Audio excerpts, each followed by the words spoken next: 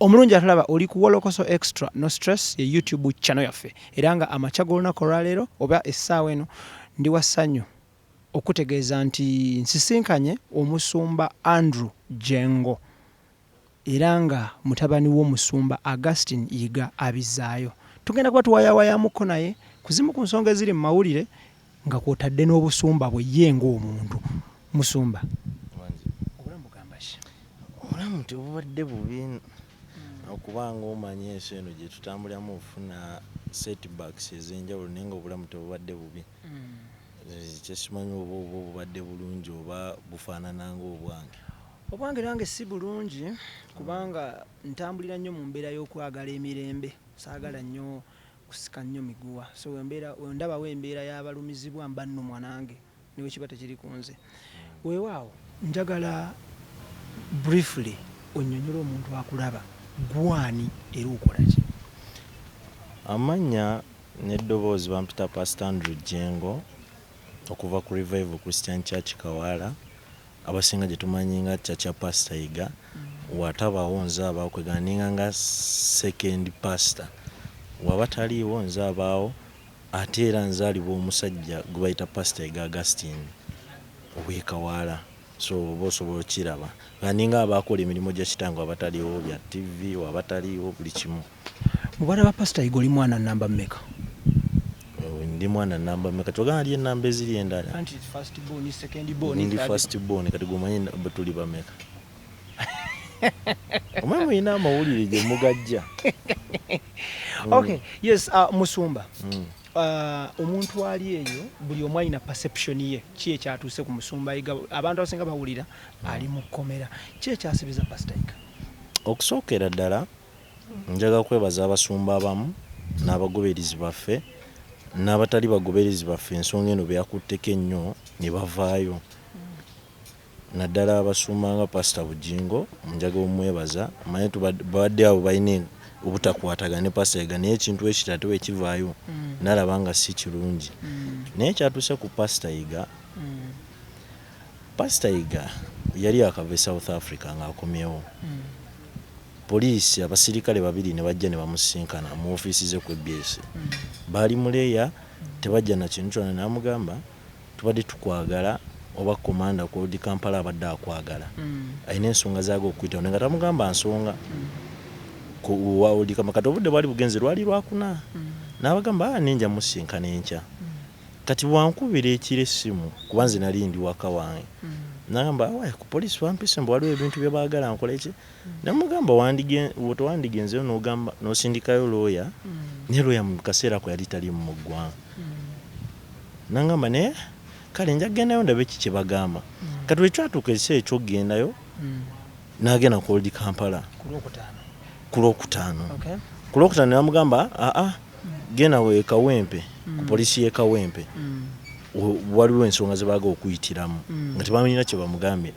Ekyamwewuunyisa yagenda otuuka nga bannamawulire bonna beetoolodde nga bannamawulire bamanyidda ne fayiro ze baamuguddeko nga ye tannazimanya. Kugamba nga kiringa setup. Ngeringa setup. Nga ye tannazimanya era olwo atukasuka n'abuuza ati bannamawulire bakola ki? Namugamba tetumanyi gy'avudde, n'amubuzaabuza eno obudde bugenda. Kuba mwayo essaawa singa kuba yagenda essaawa 6. Essaawa 6 singa bamugamba tukudetaininze. Twali tujja sobola okukola ekyo n'ekisoboka ku bino police bond bikiwe bityo ne balinda obudde ne buwenga otaswa agifunira nga tekitegeerekeka. Bamubuzaabuza kati omukyala najja bali bamuyita n'embabazi enjo. N'amugamba Pastor najjako awo emabega awo ku kyakyo 2:14 n'oyinza okuba tonjijukira mu biseera ebyo nali mutini nga sinnafuna nankuva eno nga sinnafuna accident. Ko Pastor n'agamba okay nga bw'ogambye gwe mwenye tiniza obutakujjukira ate ogamba nakukwata n'ozaalamu omwana essaawa zino ekikulayimu gy'olina nti siwa mwana buyambi. Sisobola kuwa mwana buyambi nga sikakasa nti wange. Tukwata omwana buli kimu ekya DNA ndi ready okusasula buli kimu DNA tugende tusanga nga DNA omwana wange tumulabirire. Ntandika omulabirira. Nibagamba nti kale. Pastor Andrew, awe nyini just tuzeeko briefly mabega katono nnyo. Pastor bw'atuuka ku poliisi Kawempe baamugamba nti azze kunnyonnyolako ku nsonga ki? Bamugamba waliwo omukyala yateekayo fayiro nti yamurepinga yamukaka mbu ate yamukubira amasimu yamurepinga yazaala omwana yazaalibwa talina bitundu byakyama omwana wa myaka 5 ate tamuwa buyambi ye fayire yali emu yokka. Mu mawulire agayitingana olunaku olwaleero b'essaawa eno mulimu eggulire erigamba nti omusumba alina emisango egisoba mu gumu. Misango ki egyo? Kati ku lw'omukaaga we twagendayo kuba naffe twali tugenze ku fayire egyo emu ne batulindira ne wajjayo fayire endala 2 neziwera 3 nga zonna za rape nga mulimu amannya g'abakyala naye nga abakyala bano poliisi tebatulaga bo bennyini ba complainants tetubalabako. Omukyalo oli yakoma lwakuna weyalabika mu mpapula z'amawulire ne ku social media ku ma TV okuva otwadde tugamba poliisi baleeta bonna abakyala bakilaiminga nti balina abaana ezo fayire 3 baleeta abaana tuli willing okwa DNA buli kimu tukimalirize tekuli n'omu alabikako. Yes, Pastor wenyini awe njagala okubuuliza gwe oyogera ne senior pastor wa Revival Church that is muzeeyiwo mu bigambo bye ayina wagambira nti ono omukyala yali amulabyeko Angel ayina embabazi. Tamulabangako. Golowooza kati obuzibu buvaawa? Obuzibu bwe buva yakyo njagala okigamba bannayuganda waliwo ekyatwewunyisiza ku lw'omukaaga twagobedde legal procedures zonna ne tuzigoberera nga twagala batuwe bond ng'emisango because anyone is entitled to a bond. Ne tugoberera legal procedures zonna nga twagala batuwe bond era nga bali ready ogituwa bond. Naye waliwo ekyatwewunyisiza bampisa mu office ya regional commander ne baŋŋamba omukyala aleeta omwana tetugenda kukola DNA mbu omukulu waliwo omukulu akuba essimu takyaga bakole DNA baagala batuwa omwana waffe tugende naye emisango gikomaawo. Ne mbagamba ffe tetwagala misango gikome wano tetwagala mu dropping charges oba case yonna what we want is a bond then ebisigadde tujja biddamu nagamba bikome just one tubagamba nedda ensi mugiraze nti ya raping omukyala nina muto wange aganya ogenda kusoma okuba kusoma jja muyita omwana wa rapist kati nga twaga tugoberya case ezo bwe kibanga kituufu pastor iga so mumunoonya bwenkanya pastor iga ya raping abakyala bano boogera ku ngalo evidence medical attachments zonna aserving punishments ze because no one is above the law. Bwe kibanga si kituufu twetaaga justice kwa boonoonya erinnya lyaffe amawulire gakuba negativity zokka naddala olupapula olumu lwe tumanyi kati tumanyi wajje babijja naye kisinga okutuluma ba complainants tebalabika. Briefly okuddako emabega kati nnyo waliwo amawulire agaali gayitingana nti omusumba Yiga atunda TV. Ensonga ezo sijja zigenda mu nnyo naye kyenyaga okwogerako akatini ze zimu ku nsonga lwaki ali mu buzibu buno. These people ba-aiminga balina embeera gye baagala omuteekamu atunde ekkanisa ne TV tubamanyi abaagala TV eyo naye ffe nze oba pastor Yiga tiri kufayina buyinza oba busobozi butunda TV oba ekkanisa because si byaffe by'abantu. TV eyo yatandikibwa njiri ya Mukama genda maaso mulimu gwa Mukama teri 10 kyava mu nsawo ya pastor Yiga kuteekawo TV eyo sente zo zaava mu bantu basabi TV yaabwe n'ekkanisa yaabwe era nakyo nsiba nti bagamba katuuti ffe tetulina buyinza obwo so oli wanayagala tunyigirize mbu tugitunde olwokuba twetaaga sente okujja pastor Yiga mu kkomera tekyo tekigenda vaawo. TV y'abantu oba oli oyaga gigula jangu ekawala ku Friday oba Sunday you meet that big audience oyogere nabo nti nyaga bagulako TV but not pastor Yiga oba pastor Jengo nedda. Briefly tunyonyole ku pastor Yiga yagenda kola kya South Africa ekyamutwala South Africa yagenda kukola buweereza omanyi ministry Mukama wabakutteko tulina sigala mu kifo kimu yagenda tandika buweereza nga tulabye abasajja ab'amaanyi Katonda byakwata kadde bakola ministries ez'enjawulo mu mawanga ag'enjawulo bapasita Kayanja bakakande balina ministries ez'enjawulo oba kiraba bagezaako okugaziya mulimu gwa Mukama kaneekyo kyamutwala era abadde mu processes zikolera TV eyo era abantu beeyo bebaga okwekolera TV eyaabwe eyeeyo kwegamba nga waliwo TV eya ABS neeri kwegamba ministry emu nga buli nsi mweri era ne TV. Church South Africa how far ebadde etuuseewa? Ebadde omaye ebintu omaye ensi zino zaawukana.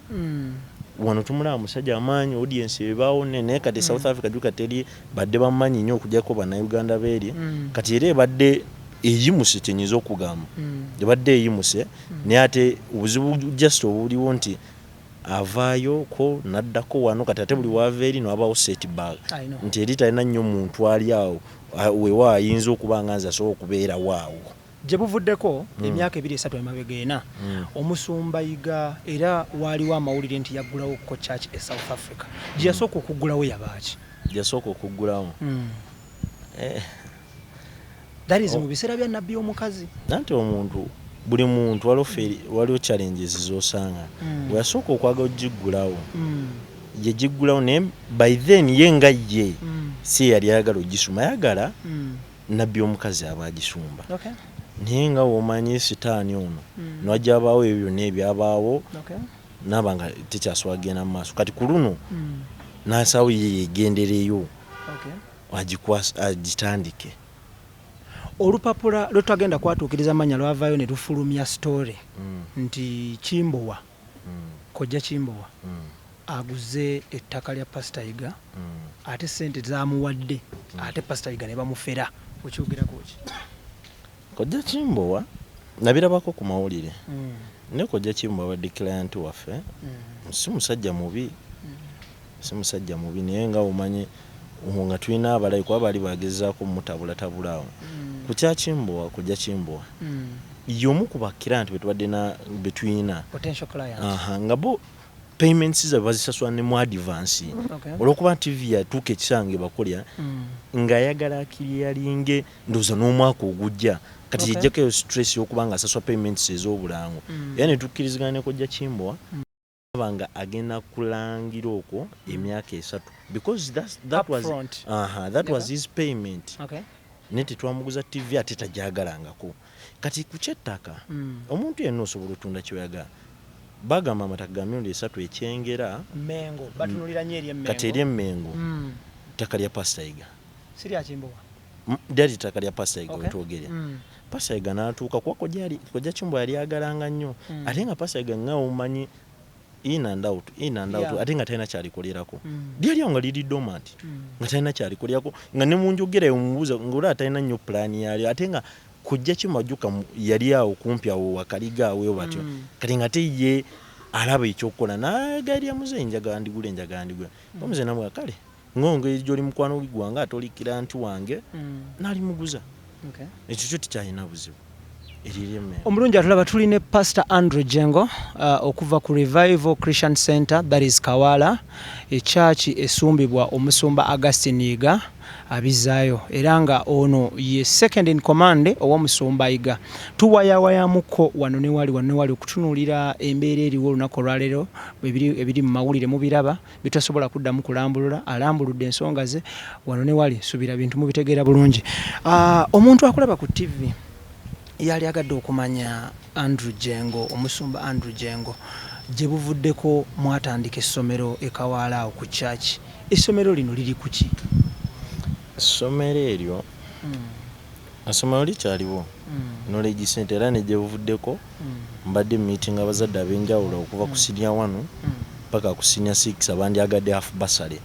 Essomero likyaliwo naye nga omanyi emirimu gyagenda ne gifuuka mingi nti ate Pastor Yiga waliwo akazitooke namutiko kuba alina ebintu bingi ebyokukwasagana nga ate ali omuntu omu kati wakwasaganya ebi South Africa kati ate nze nange wensigala ano waliwo olwango zibaddengawo ebizibu ebimu naye nga essomero weriri era abaana bakyaliyo abasomesa webali nti era n'ogenda ku church osanga obupande bwa knowledge center obayaga obba meeting bakubuulya eki kye balinayo ekyessomero essomero lyo weriri. Okay, mulina UNEB center?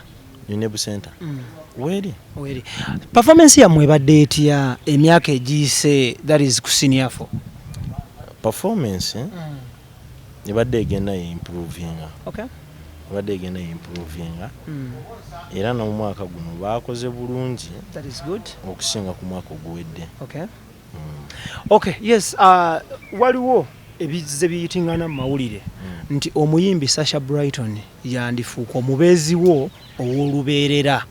Ekintu ekyo kyogerako ki? Era enteekateeka zino zituuseewa?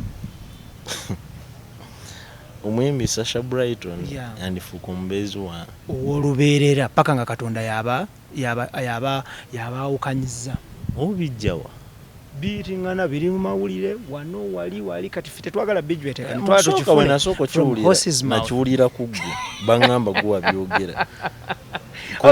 Kati wano wennyini wenjagala nkuweera omukisa okaatirize ensonga eyo nti kituufu era tuti bwe tuyimiridde era enteekateeka zaffe ziri bwe ziti. Sasha Brighton ndowooza oba nali musisinkanyeeko, ndowooza namusinkanako lumu ku studio za ABS bali bamukyaziza mu program muziki.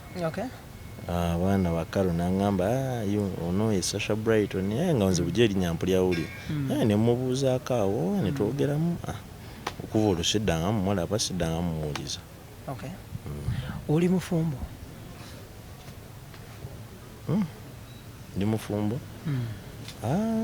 Nze nkyali muto so akwanga ndi mufumbo. Ezo n'ekitange tasobola kikkiriza. Olina emyaka emeka pasita? Nga 25 Novemba amampeza emyaka 22. Ndio abasinga alina emyaka gye bampa gye bandiwuliza naye n'emyaka 22 nkuze. Tuzeeko emabega kati ni mu buweereza bwo obw'obusumba oyigirawa? Ani akukwata ku mukono? Osomera theological schools ki? Ebyobusumba era kino njaga kyoga nawulyako awo emabega waliwo amateeka ge baali batandise oleetaaga obusumba tatosooka busoma. Njaga okugamba kino Ibula ebintu bya Katonda tikitaaga genda nnyo mu ssomero. Kuba abasumba baliwo abasinga bafuuka abasoma ne bo ne baagaba going deep nagenda mu masomero ga Bible studies which is theological schools. Ningulidde baali babutandika dda. Era nange kyekigendererwa kyange nga gende mu ebyobusumba Katonda akuyita bwisi kuba ate nze nananga obuzibu ne muzee wange saagaasaba nga sibyagala. Ne kali kantu katini nnyo we nali nkyali mu high school akaakyusa buli kimu. Nenjija ne tubulya mu high school ng'oddaawo zino zigundi zichapo nga mugenda ekiro ne mubuulira buli kimu nojja ng'opicking up kalina nagenda olinnya nentuuka ekiseera nga mpulira nina confidence oba olinnya katuuti okwo. Era omulundi gwange ndowooza ogwasooka gwenjukira nalinnya katuuti nga matala mangi nga ndimu n'ensonyi nga mpulira nte nenzikirira wansi. Omulundi gwange ogwasookera ddala naye ng'ebyo oba obusumba ndowooza nakama mbusumba ndowooza omwaka gumu kati guno ndi mu gwakubiri. Bwe tutunuulira obuyigirize bwe buyimiridde butya? Wasomera mu masomero ki so that ba obi babeereeyo ne bakulaba nga bali proud? Somedde ku masomero primary singa ddala nagimali akusomero bayita Namiryango Junior Boys oba olimanyi? Atamanyi eri aba ali mu nsi ki? Then when navaayo secondary first term ne second term senior wano nensomera ku gundi ku Mengeses wano mukibuga. Omanyi obulamu bwayo bulinga bwaba kampasa ate ffe twali tumanyidde ebintu bya kusoma bulungi kukuba miggo kali nasanga eddembe eryo muzeeyi nandijawo nantwala ku Green Hill wali ekibuli sawa secondary yange najuka kali bino ebisigadde university bikyo somwasoma kwagala yenze nadda mu bintu bya Bible study njaga ngende deep. Okay, yes, omulungi atulaba eyo y'emboozi y'omusumba Andrew Jengo okuva ku Revival Christian Center that is Kawaala wasinziira era nga mubuulizi wanjiri yaddirira omusumba Augustine Yiga mu line of profession yamuddirira nti omusumba waatali omwami ono yabeerawo okumunyisa ekigambo kya Katonda nga tuwunzika eno ensonga tetusobola gibuusa maaso. Waliwo ebiyitingana olunaku lwaleero ng'omusumba Yiga ali mu kkomera ebigamba nti muyina external forces, waliwo okulwanyisibwa within abasumba, nti waliwo akabinja k'abasumba akalwanyisa omusumba Yiga. Ekyo kyo si bulimba nti ate tulina basanyufu nti abasumba abakikuba tebekwekeredde. Tuniwe njogera no waliwo ayise press conference mayinza muyita jjajja wange kuba abasajja bansooka mu kintu kino naye omanyi ate oba wookaddiye obulwa ebyokukola ffenna tukimanyi kuba yatuuka nga ne mu kanisa yo waliwo sente zibawaayo ez'okulwanyisa bannabbi b'obulimba ye nga walowooza era ennaku zino wabadde nga mu kanisa ze accountability ya sente ezo abadde aba example ya Pastor Iga mulaba sente zammwe kyezikola kati sooka weebuuze sente ze zikola ekyo kubanga Pastor Iga ali mu kkomera ekyo nkirekedde Munnayuganda yenna alowooze kuba ate n'ekya waliwo bwe twajja buweereza bwaffe obw'okubizaayo abasinga tuga tetukkiririza mu kusonyiwa naye Ibula ffe tukkiririza mu kusonyiwa omuntu singa aba akwetondedde naye ate bo batugamba nti omuntu n'aba takwetondedde omusonyiwa naye tugenze okkizuula enjiri gye babuulira balinga bagamba abantu mukole nga bwe njogedde wabula temukola nga bwe nkola tekati ffe tudda katuuti ng'oli atukubye naffe ne tujja ku mazima amatini ge tumanyi nti ekkanisa gy'olina sigwa wagitandika wawamba mpambe wabba nzibe ge mazima n'owulira obusungu ate lwaki oba otuteeka mu kooti gwe yeeyita omusumba ga nti osonyiwa n'abatakwetonda kale lwaki totusonyiwa olw'amazima ge tuba twogedde gwe bw'oyogera amazima osonyiibwe nti yenzikiriza ye lwaki anteeka mu kooti ng'ate asonyiwa n'abatamwetondedde so kyeki kyengame nti alinga agamba bagoberizwe mukole nga bwe njogedde ne babula temukola kyenkola tukwatidde abantu bangi bambega basindise ne tutabigira. Omusumba Andrew Jengo olowooza lwaki omusumba Augustine Yiga abeera nnyo mu skando z'abakyala? Skando z'abakyala kyaki eyo ministry gye nayingiramu kuba sinza agitandika Pastor Iga ate nga muzeeyi wange taata wange biological father yagitandika kyaki eyo kyenasooka ojjaamu esinga mu bakazi nga balaba ya Pastor Wilson Bugembe esinga mu bakazi kati bwe balaba abakazi juka basooka n'ateekangawo ebyobufere kati ng'oli wateekawo skando z'abakazi ate n'otunya ne kyaki ngisinga kuba mu bakazi ne bwe badda no ku poliisi antawaze omudimani ng'okusinga ddala badde bakazi oba olaba obintalinkinga bw'oti kati nga kyoyinza okukozesa oyinza okukkiriza. Okay, yes, omulungi atulaba yonna gy'osinzira okubanga otulaba buli lw'okola omulimu gwonna n'otutumuka expect people to fight you down. Omuntu atalwanyisibwa ye muntu waliyo nga tolina kyokola nsi tekumanyi naye buli lw'oyambuka bw'oti wabeerawo abalwana odde wansi gy'oba obalese oba gye wava. So at the end of the day gw'alina omulimu gwonna gw'okola nga sigambye nti guno oba guli oba guno oba guli expect people to fight you. Oba otunda mandaazi bajja kulwanyisa, ovuga boda bajja kulwanyisa, oli ku kyeyo okuba kyeyo bajja kulwanyisa. So ekisinga obukulu kibaaki kwe kulemera ku kyokola kasita obeera nga omanyi kyokola kiri mu makubo matuufu ate kituufu. So at the end of the day buli alina kyakola I encourage you to stay focused because buli onava ku mulamwa buli onakkiriza abantu okujja ku mulamwa y'enkomerero yo. Obubaka obusembayo eri omuntu akulaba? Obubaka obusembayo njaga okwebaza abantu baffe ne platform media ezisinga Star Times, Spark, Zisort ezibaddengawo obutatwala bulimba era eziwa abantu ebituufu. Ibula waliwo platform za media ezimu nga zo zinoonya negativity zokka zagamanya the other good side. So njaga okubeebaza era nkowoola omukulembeze w'eggwanga lino abeeko ebintu ebimu byatiriza naddala mu poliisi. Kuba kitwakazwa ne information ezimu zetulina zetutasobola kwogerera wano poliisi eno yeetaaga otereezo kuba bwe tuba tutandise onyigirizibwa weeti nti omuntu agenda vayo olw'okuba alina sente empitirivu akozesa abasirikale oba ebitongole bya security ensobi olw'okuba ye abawadde sente. So si kirungi naye era kyenjaga osembyayo nakyo era buli muntu alaba ffe kyetwagala ku Pastor Iga tetwagala badroping charges zonna oba case wabula kyetwagala twebondi kuba mu mateeka tukkirizibwa ffe tuwoze emisango abakazi abo bonna abaclaiming nti balina abaana yabakwata bajje tugende mu mateeka tugende ku DNA ne batugaanyi batulaga DNA tewali batubuzaabuza omuntu waffe bamukuumireyo. Omusajja abadde akava South Africa ng'alinamu obuzibuzibu yakava ku operation kati tumuteeka mu kkomero omwo bamuoperatinga ki togendayo. Okay, omusumba wafuna access ku file eno? Access gye nafuna ku file era ne Pastor Iga gy'amanyi yabigambo nga bagamba bugambi but they don't allow you to look at it. Omukyala wayeemulugunyiza nti we yakwatirwa n'afuna olubuto yali alina emyaka emeka era kati alina emyaka emeka? Gamba by then 2014 alina emyaka 15. That is when the incident happened. Okay? Yalina emyaka 15 ate kati alina emyaka 23.